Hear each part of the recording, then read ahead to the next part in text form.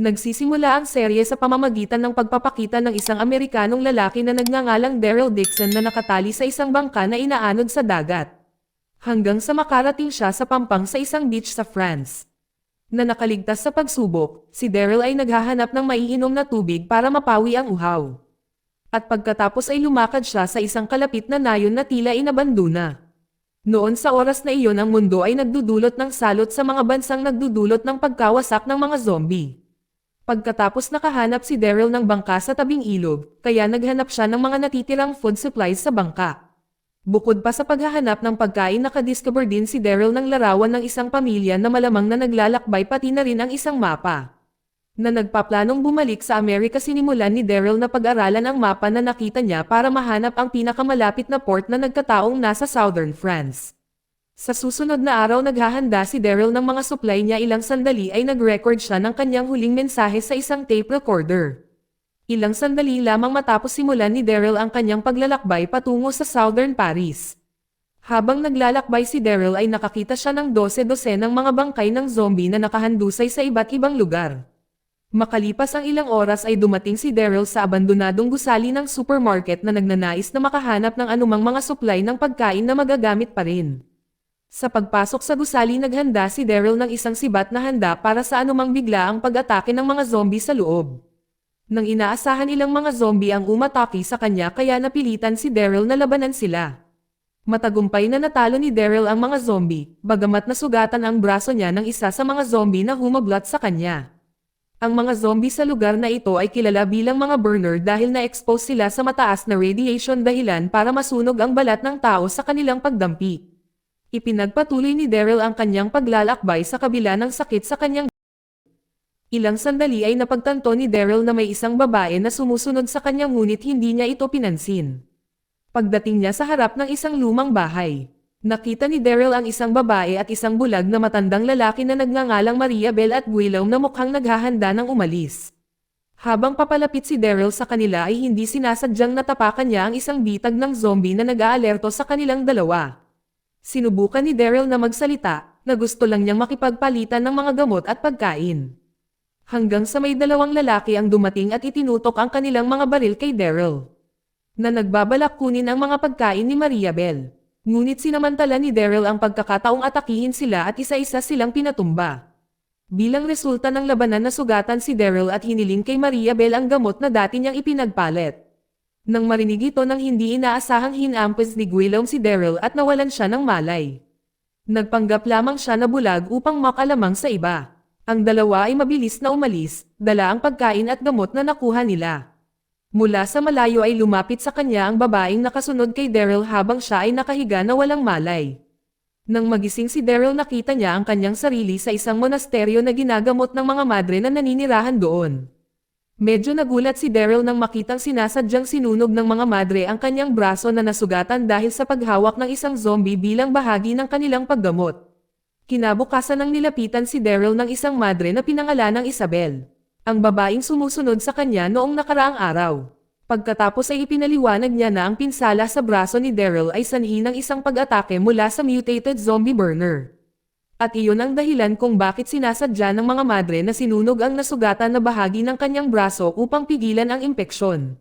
Sa kanilang pag-uusap ipinakilala ni Isabel ang monastery community na tinawag na Union of Hope. Mamaya habang ang pakiramdam ni Daryl ay bumuti nagpasya siyang linisin ang kanyang sarili. Nang si Isabel ay nag-check sa kanya, si Isabel ay masaya sa kanyang pagdating.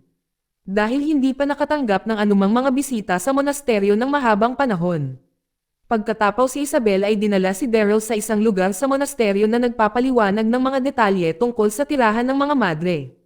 Bukod sa mga lugar ng pagsamba at mga tirahan ang monasteryo ay mayroon ding armory na ginamit noong World War II. Bukod pa rito ay binanggit din ni Isabel na ang monasteryo ay nagpoprotekta sa isang batang lalaki na nagngangalang Laurent. Mula sa isang grupo na tinatawag na Pabor Deviants na dati nang sumalakay sa kanya. Ang Union ay naniniwala na si Laurent ang magliligtas sa lahat, kaya naman pinuprotektahan siya ng mga madre. Pagkatapos si Isabel na umalis at makipagkita sa isang pinunong madre.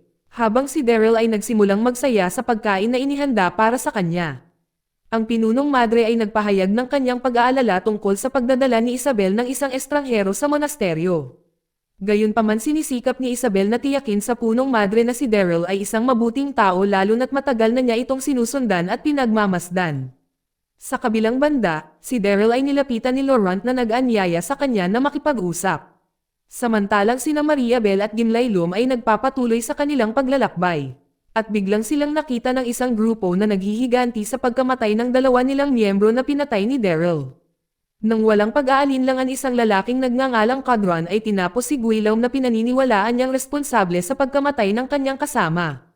At hiniling kay Maria Bell na ipaliwanag kung ano ang nangyari sa kanyang mga miyembro. Pabalik sa monasteryo si Daryl kasama si Laurent na gulat nang makita ang isang zombie na nakakulong. Kinwestiyon ni Daryl ang desisyon ng madre na panatilihin ang zombie doon dahil ang presensya nito ay nagdudulot ng banta sa kanilang buhay. Nang maramdamang may kakaibang nangyayari sa monasteryo nagpasya si Daryl na umalis at ipagpatuloy ang kanyang paglalakbay sa Southern Paris. Nang malaman ni Isabel ang plano sinubukan niyang pigilan ito na nagpapaliwanag na matagal na niyang hinihintay ang pagdating ni Daryl. Ayon sa isang propesiya siya ang isa sa makakatulong sa kanila laban sa mga zombie at mga kriminal na grupo. Ikinwento rin sa kanya ni Isabel ang espesyal na papel ni Laurent sa pagbibigay ng pag-asa na iligtas ang sangkatauhan. Sa kabila nito ay nananatiling determinado si Daryl na umalis sa monasteryo. Samantala si Mariel Bell na natatakot sa kanyang buhay ay nagpasya na ipakita kay Cadron ang lugar kung saan pinatay ni Daryl ang mga miyembro ng kanyang grupo. Nang matuklasan na ang isa sa kanyang mga miyembro na kanyang nakababatang kapatid na lalaki ay natukoy na naging zombie si Cadron ay galit na galit. Determinadong mahanap si Daryl na tumapos sa kanyang kapatid ay naghanap ng pahiwatig tungkol sa kinaroroonan ni Daryl. Nakita nila ang isang poster na pagmamayari ni Isabel na naiwan. Si Cadron at ang kanyang grupo ay tumungo sa monasteryo upang hanapin si Daryl. Sa ilang sandali pagkatapos ay umalis si Daryl sa monasteryo at nagpatuloy sa kanyang paglalakbay. Nakita niya ang armadong grupo na patungo sa monasteryo dahilan upang siya ay mag-alala tungkol sa mga madre. Samantala, si Cadron ay humingi ng pahintulot mula sa monasteryo na pumasok sa monasteryo upang hilingin na hinahanap nila ang isang Amerikano na pumasok sa monasteryo na nagtago doon. Dahil sa takot ay nag-aatubili na pinayagan si Cadron at ang kanyang mga tauhan na makapasok, habang si Isabel na sinubukang itago si Laurent para pigilan ang grupo na mahanap siya. Ang iba pang mga madre ay mabilis na nagtungo sa armory upang ihanda ang kanilang mga armas at maghanda para sa mangyayari. Si Isabel pagkatapos ay humarap sa grupo na nag-iinspeksyon sa bawat silid sa monasteryo upang ipaalam sa kanila na walang mga tao sa monasteryo. Hindi naniniwala si Cadron kay Isabel at nagpumilit na tingnan ang isang kwarto kung saan nagtatago si Laurent. Buti na lang naabala si Cadron at ang kanyang mga tauhan sa ingay ng zombie na nakakulong sa ibang kwarto. Inutusan ni Cadron ang kanyang mga tauhan na patayin ito ngunit biglang nakialam si Laurent. Dahil ayaw niya itong mawala, si Cadron ay nagulat na mayroong isang bata na lalaki sa monasteryo at nagpasya na dalhin siya sa kanilang kuta. Ngunit biglang dumating si Daryl, na humantong sa isang shootout. Ang mga madre na nakahanda na sa kanilang mga armas ay nakiisa rin sa paglaban. Ang mga madre ay nahulog sa isang labanan ngunit si Cadron at ang kanyang mga tauhan ay kalaunan ay natalo ni Daryl at ng mga madre. Pagkatapos ng insidente ang nasugatan na madre ay humiling kay Daryl na protektahan at dalhin si Laurent. Nang gabing iyon, si Daryl, Laurent, Isabel at ang isa pang madre na si Sylvie na nakaligtas sa pag-atake ay sasama sa paglalakbay upang dalhin si Laurent. Pagkatapos ng ilang sandali ay nagpahinga silang apat at nagtayo ng apoy upang magpainit.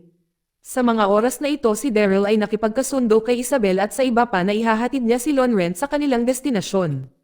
Kung gagabayan siya ni Isabel sa daungan sa Southern Paris, si Isabel ay sumang-ayon sa mungkahi ni Daryl. Samantala sa Hilagang France ang pinuno ng grupo na si Marian Janet ay galit na galit sa kanyang mga kasamahan dahil sa pagkabigo na mahuli si Daryl. Dati pala ay nahuli na si Daryl ng kanilang grupo noon ngunit nakatakas.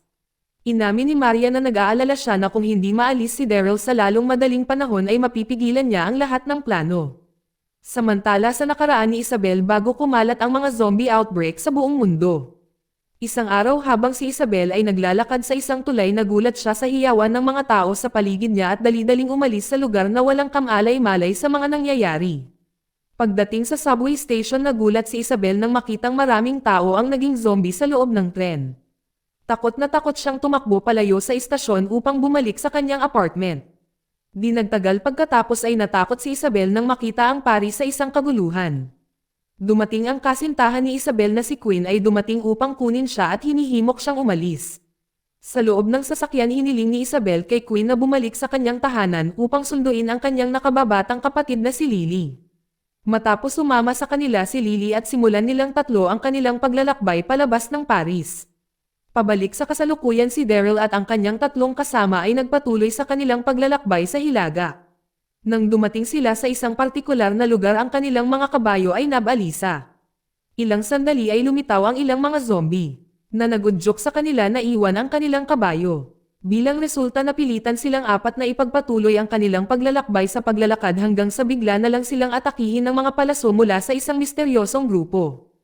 Habang sinusubukan ni Daryl na alamin kung sino ang sumalakay, nahuli siya ng grupo at lahat sila ay dinala sa isang bahay kung saan naninirahan ang misteryosong grupo.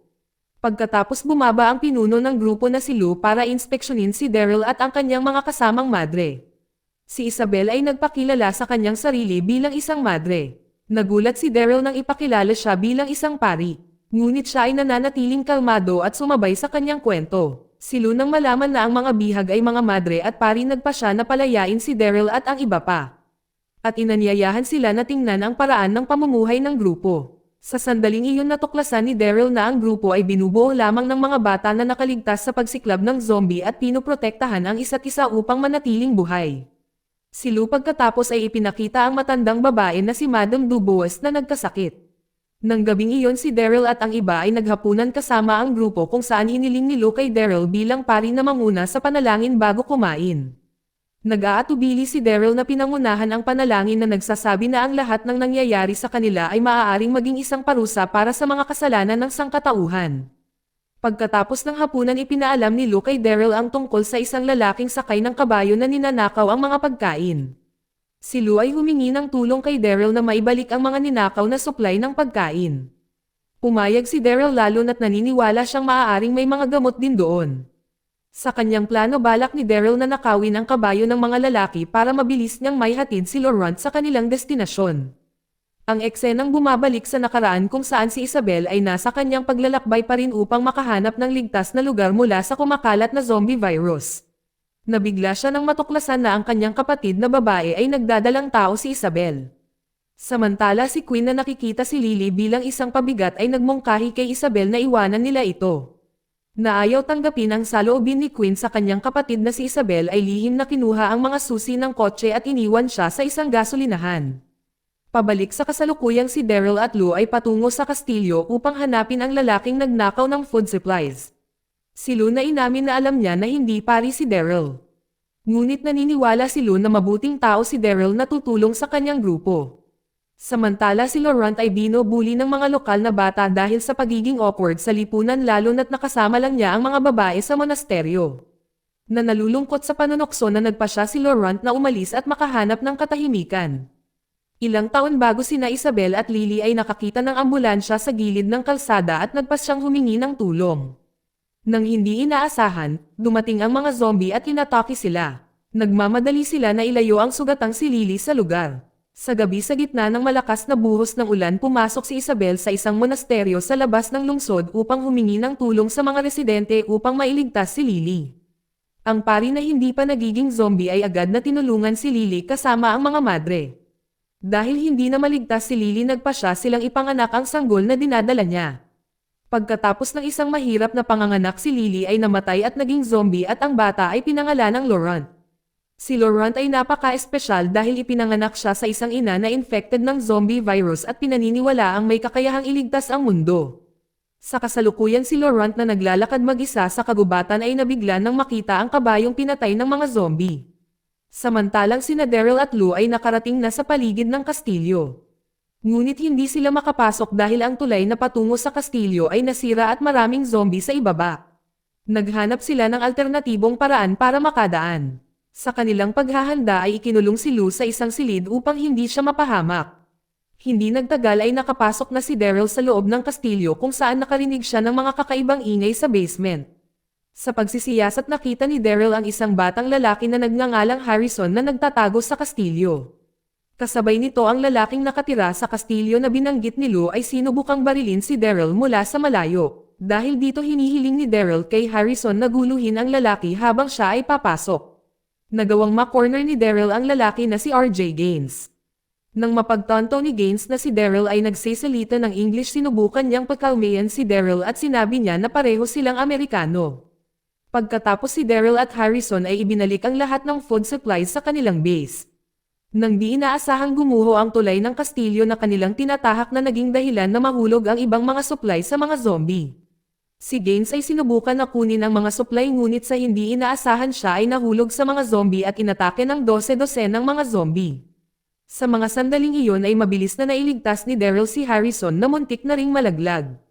Sa kasamaang palad ay muntik din itong maging sanhi ng pagkahulog ni Daryl. Biglang dumating si Lou mula sa silid kung saan siya nakalok at dumating upang iligtas siya sa oras.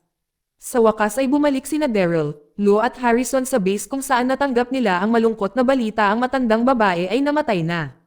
Hindi nagtagal pagkatapos nilang inilibing ang matanda at nagbigay ng kanilang panghuling paggalang sa matandang babae na nag-aalaga sa kanila sa lahat ng oras. Pagkatapos noon ay hinikayat ni Daryl si Lou na maging pinuno ng grupo at ipagpatuloy ang kanilang buhay. Sa ibang pagkakataon si Daryl at ang kanyang grupo ay nagpaalam na ipagpatuloy ang kanilang paglalakbay. Si Laurent ay tumanggi dahil nagsimula na siyang magkaroon ng kaibigan. Ngunit si Isabel ay kinumbinsi siya na siya lamang ang makakapagligtas sa virus.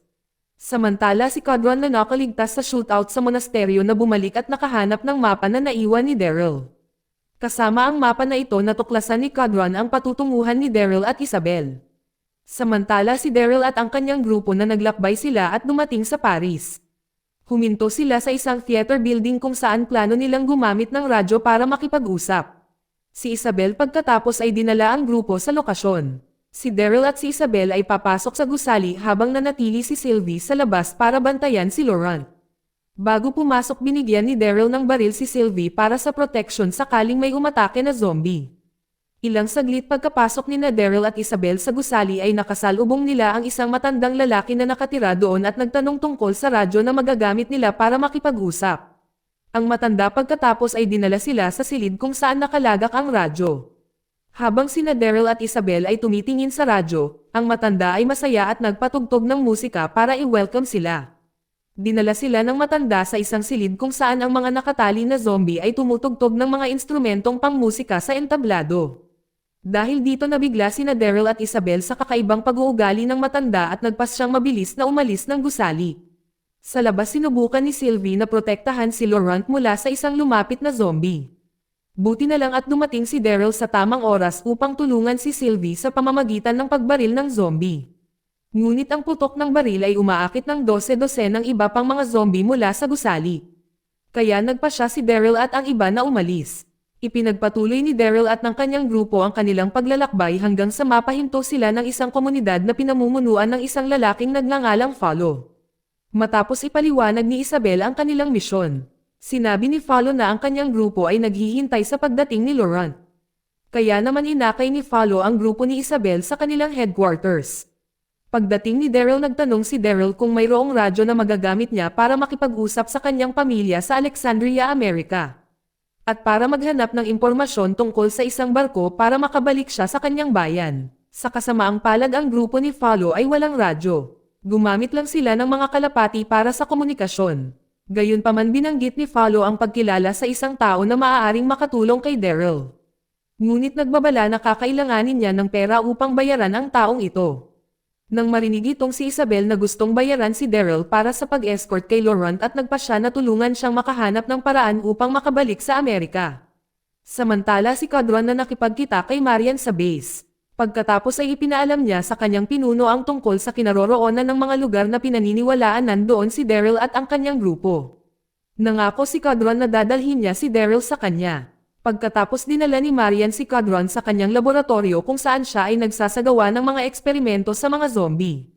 Sa Paris dinala ni Isabel si Daryl sa kanyang dating apartment upang kunin ang kanyang mga mahahalagang bagay na maaaring magamit upang pangbayad. Sa paglabas nila ay nakaharap nila ang ilang mga zombie kabilang ang isang batang zombie na dating kapitbahay ni Isabel. Nang makita ang lugar na ito at hinikayat ni Isabel si Daryl na huwag patayin ang zombie at sinabihan na umalis na lang sila ng mabilis. Pagkatapos sina Daryl at Isabel ay nagtungo sa palengke na binanggit ni Follow. Dumaan sila sa isang koridor na gawa sa bungo ng tao. Dumating sila sa isang bar upang makipagkita sa isang lalaki.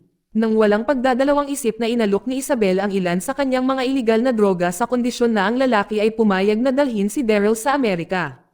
Sa kasamaang palad ay hindi tumugon ang lalaki sa kanyang kahilingan. Sa pamamagitan ng pagmamaliit kay Daryl. Sa galit si Daryl ay sinaktan ang lalaki.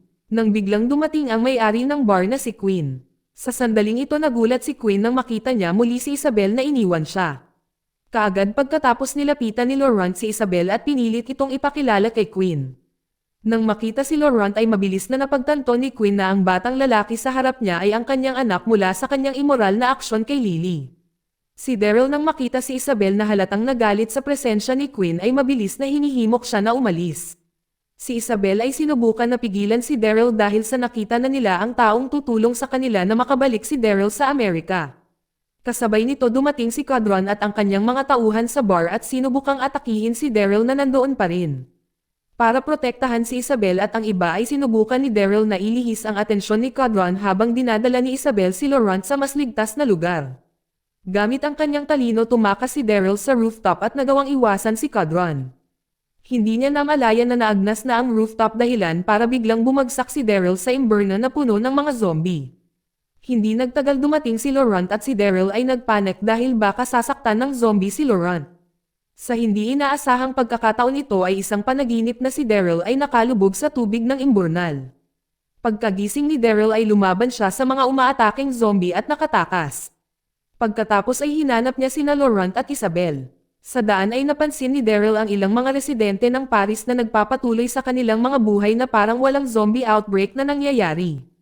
Samantala si Cadron na naghahanap kay Daryl ay nalaman na sinamahan ni Daryl ang isang espesyal na batang lalaki sa isang ipinangakong lugar. Si Marian na nakakaalam sa koneksyon sa Propacia tungkol sa Mesiyas na itinuring ito bilang isang alamat. Ngunit naniniwala ang mga tauhan ni Follow na may iligtas ni Laurent ang mundo mula sa paglaganap ng zombie. Dahil dito nagpasya si Marian at Cadron na hanapin si Laurent at Daryl. Habang si Daryl ay nakita niya ang kasamahan ni Follow sa daan. Binalaan niya si Daryl na si Marian at Cadron at hinahanap siya at si Laurent. Sa kanilang pag-uusap dumating ang sasakyan ng mga tauhan ni Marian.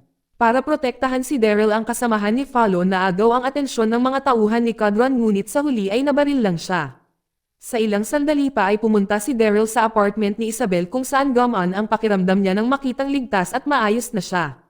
Dahil hiwalay na si Isabel kay Laurent na plano nilang dalawa na hanapin ito.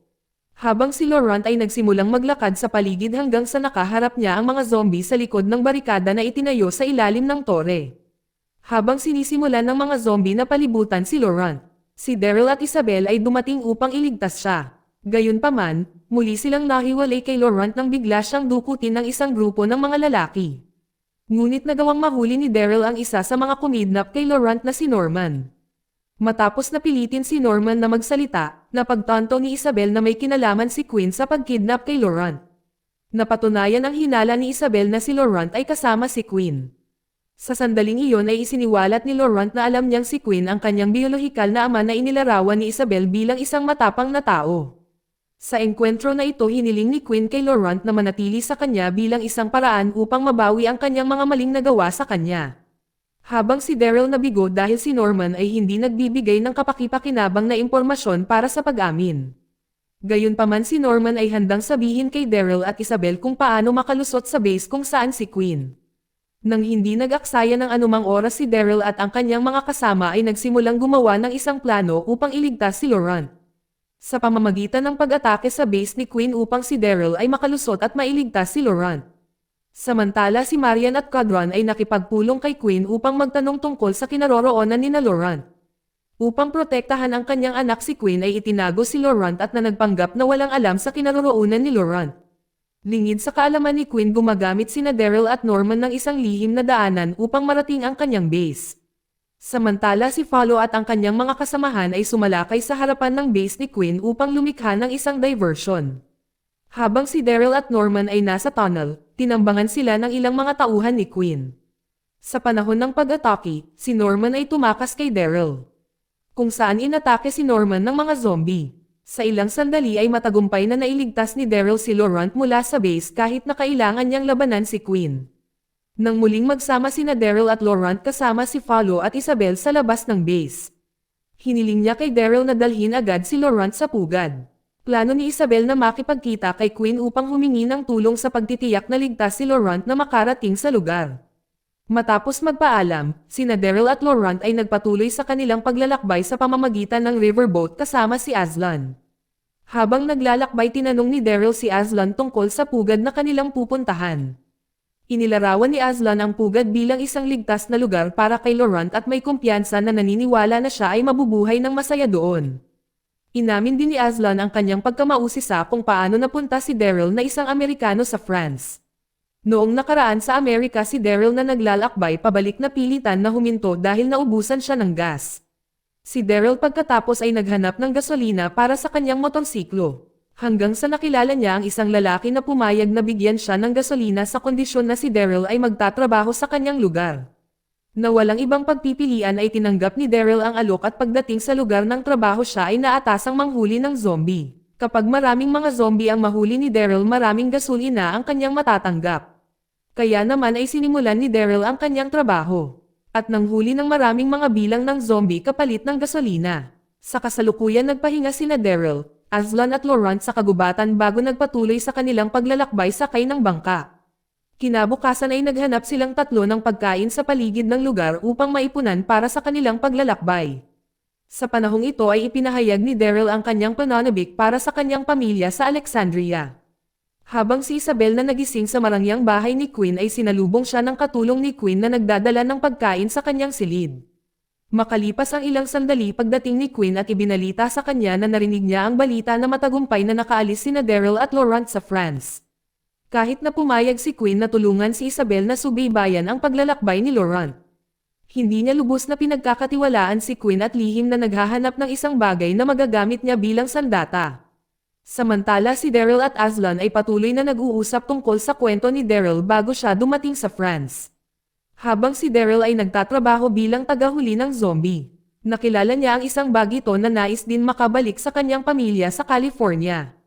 Na nakikiramay sa binata na tinulungan siya ni Daryl sa pamamagitan ng pagpapalit ng gasolina na kanyang kinita para sa ilang mga zombie para sa binata. Sa kasalukuyan ay magkasamang naghahapunan sina Quinn at Isabel. Inamin ni Quinn na mahal pa rin niya si Isabel at nangako kay Isabel na maging mas mabuting tao para sa kanya. Tinanggihan ni Isabel ang deklarasyon ng pag-ibig ni Quinn dahil ang pakikipagtulungan nito kay Marian. Sa nakaraan ay nakatanggap si Daryl ng tawag mula sa kanyang kaibigan sa Amerika na nagngangalang Carol na humiling kay Daryl na umuwi. Bago siya makasagot sa kahilingan ni Carol ang tawag ay biglang naputol. Ang tawag na pumipigil kay Daryl na ipaliwanag kung ano ang nangyari sa kanya. Sa kasalukuyan noong gabing iyon si Daryl at Laurent na nagpapahinga ay nagising sa ingay na papalapit na mga zombie. Si Aslan ay nasugatan ng husto sa biglaang pag-atake ng zombie. Hiniling ni Aslan kay Daryl na dalhin si Laurent ng ligtas. Kinaumagahan naghahanda na sina Daryl at Laurent para ipagpatuloy ang kanilang paglalakbay sakay ng bangka. Ngunit laking gulat ni Daryl nang makitang nawawala ang bangka dahil pinutol na ni Laurent ang tali nito. Galit si Daryl kay Laurent na umamin na ginawa niya ito dahil ayaw niyang pumunta sa pugad at maiwang mag-isa doon. Habang patuloy ang kanilang paglalakbay sa kabila ng paglakad, siniguro ni Daryl kay Laurent na magiging maayos ang lahat. Sa kabila nito nag-aatubili na manatili si Laurent sa pugad at hiniling pa kay Daryl na dalhin siya sa Amerika. Sa kalagitnaan ng kanilang pag-uusap ay may narinig silang tunog ng sasakyan na paparating mula sa di kalayuan dahilan para magtago sila. Sa kasamaang palad ay hindi sinasadyang nalaglag ni Laurent ang kanyang laruan na nagdulot ng ingay. Si Daryl pagkatapos ay inutusan si Laurent na sundan ang ilog patungo sa pugad. Habang siya ay nananatili sa likuran upang magambala ang mga tauhan ni Marian na paparating. Agad na sinunod ni Laurent ang utos ni Daryl, habang si Daryl ay haharapin ang mga kalaban. Sa pagkakataong iyon ay hinihiling ng mga tauhan ni Marian na ibunyag ni Daryl ang lokasyon ni Laurent. Ngunit nanatiling tahimik si Daryl na nagtulak sa kanila na tretuhin siya ng malupit na parusa. Si Laurent na hindi pa talaga umaalis pagkatapos ay lumabas sa pinagtataguan at pinakiusapan ang mga tauhan ni Marian na huwag saktan si Daryl. Sa nakaraan si Daryl ay nagulat nang malaman niya na ang binata na kanyang tinulungan ay naging isang zombie. Ngunit iniisip ni Daryl na sinadya na maging zombie ang binata at sinusubukan niyang ibunyag ang katotohanan. Ngunit kalaunan ay pinatalsik siya sa kanyang trabaho. Sa kasalukuyan si Quinn at si Isabel na inimbitahan sa base ni Marian at nakita nila si Follow at ang kanyang mga kaibigan sa bilangguan doon. Ibinunyag ni Marian na nahuli niya sina Daryl at Laurent. Sa puntong ito sinabi ni Marian na alam niya ang tungkol sa panlilinlang ni Quinn. Habang si Isabel ay muling nakipagkita sa isang takot na si Laurent. Sa nakaraan dinala si Daryl sa isang malaking barko na may lula ng libu-libong zombie mula sa Amerika. Binugbog ng ilang gwardya ang isa sa mga bilanggo na nagdulot ng kaguluhan at inilagay siya sa kulungan ng mga zombie. Nang mga sandaling iyon ay, nagpanggap si Daryl na may sakit upang linlanggan ang mga gwardya at nang siya ay ilalagay sa kulungan ng mga zombie. Si Daryl ay lumaban bumalik na naging sanhi ng kaguluhan sa barko. Upang makatakas nagpasya si Daryl na tumalon sa dagat at napadpad siya sa dalampasigan ng France. Kasabay nito ang may-ari ng barko na si Marian ay galit na galit kay Daryl at inutusan ang kanyang mga tauhan na tugisin siya. Sa kasalukuyan tuwang-tuwa si Marian na makita si Daryl sa isang arena para labanan ang mga zombie. Ang mga tauhan ni Marian na nanunood ay sabik din na makita ang laban. Sa lalong madaling panahon ilang mga zombie ang naturukan ng substance na umatake kay Daryl sa arena. Ngunit madaling natalo ni Daryl ang mga zombie dahil dito nabigo si Marian. Pagkatapos ay inutusan niya ang kanyang mga tauhan na itali sina Daryl at Quinn sa arena. Sa sandaling iyon ang dalawa ay harapin ang higit pang mga zombie na mas agresibo kaysa dati. Pagkatapos na ang mga zombie ay naturukan ng serum ay nagsimula silang umatake. Ito ay nagpapahintulot kay Daryl at Quinn na tapusin ang mga ito. Si Marian ay nabigo dahil ang kanyang pananaliksik na bumuo ng zombie army ay nabigo. Si Daryl na galit ay inihagis ang isang ulo ng zombie kay Marian. Nagalit sa ginawa ni Daryl inutusan ni Marian ang kanyang mga tauhan na patayin siya at si Quinn. Kasabay nito agad na inatake ni Follow kasama ng kanyang tauhan ang mga kalaban. Si Marian na takot ay tumakas kasama sina Laurent at Isabel at inutusan si Cadron na tapusin si Daryl.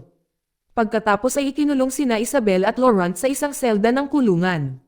Buti na lang at si Isabel ay nakatakas gamit ang susi na kanyang kinuha kanina. Samantala si Quinn at Daryl ay nagtatago sa mga kalaban. Sa oras na ito ay napagtanto ni Daryl na si Quinn ay nakagat ng isang zombie. Dahil alam niyang hindi siya makakaligtas. Hiniling ni Quinn kay Daryl na iligtas si Isabel at si Laurent. Bilang isang resulta ay napilitan si Daryl na putulin ang pulso ni Quinn upang makalaya siya mula sa mga tanikala. Pagkatapos ay pumunta sila upang iligtas si Isabel. Gaya ng hiniling ni Quinn matapos matagumpay na makatakas sa base ni Marian at pagkatapos ay nakipagkita si Daryl sa kanyang mga kasamahan. Sinabihan ni Daryl si Follow na guluhin si Miriam, habang binabalak niyang iligtas sina Isabel at Laurent. Maya-maya matapos nilang makasalubong si Daryl na nandoon para tulungan sila. Ngunit naharangan sila ng nakalock na iron gate. Habang sinusubukan ni Isabel na maghanap ng paraan para mabuksan ang gate. Nagulat sila nang makita si Quinn na naging isang zombie at akmang sasalakayin si Isabel at si Laurent. Para protektahan si Isabel ay napilitan si Laurent na tapusin ang kanyang ama. Pagkatapos ng insidente si Daryl, Isabel, Sylvie at si Laurent ay ipinagpatuloy ang kanilang paglalakbay gamit ang isang sasakyan. Habang nasa biyahe si Laurent ay nananatiling tahimik na pinag-iisipan ang kalunos-lunos na pagkamatay ng kanyang ama. Pagkatapos ng ilang sandali sa pagmamaneho ay biglang nasira ang kanilang sasakyan. Kaya napilitan si Daryl na ayusin ang lumang sasakyan, habang tinutulungan si Daryl na suriin ang makina ng sasakyan. Binanggit ni Isabel na malaki ang ipinagbago ni Laurent mula nang makilala siya ni Daryl. Nang marinig ito ni Daryl tila walang pakialam dito at sinumulan ang pag-aayos sa sasakyan. Nang biglang dumating si Cadron at ang kanyang mga tauhan at nahuli si Isabel at ang iba pa. Nakiusap si Isabel kay Cadron na palayain sila. Ngunit ang kanyang mga pagsisikap ay tila walang silbi. Habang si Cadron ay nananatiling hindi natitinag biglang pinatay ni Cadron ang lahat ng kanyang mga tauhan. Pagkatapos ay hinimok si Isabel at ang kanyang mga kaibigan na dalhin si Laurent sa pugad. Sa paniniwalang si Laurent ay maaaring magdulot ng pagbabago sa sangkatauhan. Upang matiyak na ang kanilang paglalakbay ay hindi nasusubaybayan ni Marian. Si Cadron ay sinunog ang lahat ng mga ebidensya. Ipinagpatuloy nila ang paglalakbay hanggang sa makarating sila sa lugar. Ang naninirahan doon ay malugod na tinatanggap ang grupo ni Daryl. Ang pinuno na nagngangalang Los ang pagkatapos ay nakipagpulong kay Daryl upang magtanong tungkol kay Aslan, na nagsakripisyo sa kanyang sarili sa paglalakbay upang dalhin si Laurent. Maya-maya ay nakita si Laurent na masayang nakikipaglaro sa mga bata na kasing edad niya. Sa kabilang banda ay nagpapasalamat si Los ang kay Daryl sa matagumpay na pagdala niya kay Laurent. At nangako siya na tutulungan si Daryl na makabalik sa Amerika. Sinabi niya na maaari siyang umalis gamit ang isang barko na darating sa hilagang baybayin sa madaling araw. Samantala si Cadron ay bumalik sa base at iniulat na ang kanyang mga tropa na nabigo sa paghabol sa grupo ni Daryl dahil sa isang pag-atake ng isang grupo ng mga misteryosong tao. Hindi naniniwala si Marian dahil nakita niya na si Cadron ay hindi nasaktan. Dahil dito naghinala si Marian na si Cadron ay pinatay niya ang kanyang sariling tauhan. Sinabi ni Cadron na hindi niya tinapos si Laurent dahil naniniwala siya na si Laurent ang magdadala ng kaligtasan sa sangkatauhan. Pagkatapos ay hiningi ni Marian ang lokasyon ng pugad ang destinasyon ng grupo ni Daryl. Ngunit tumanggi si Cadron na ibunyag ito na ikinagalit niya.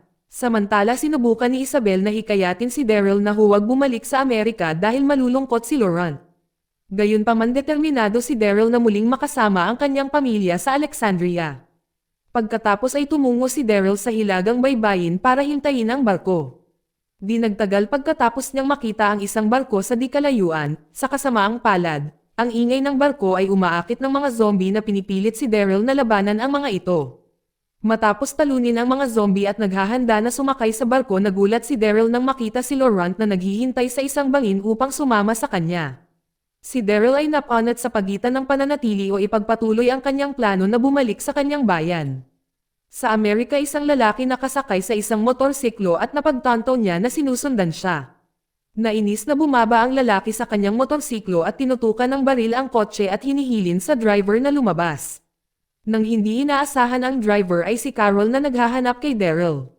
Si Carol pagkatapos ay umamin na sinusundan niya ang lalaki dahil kinilala niya ang motorsiklo na kay Daryl. Pinilit niya ang lalaki na pumasok sa trunk ng kotse habang tinutukan ng baril.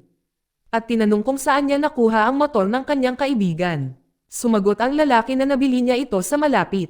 Kinuha ni Carol ang motorsiklo ni Daryl at iniwan ang lalaki. Dito nagtatapos ang serye. Salamat sa panonood kaibigan.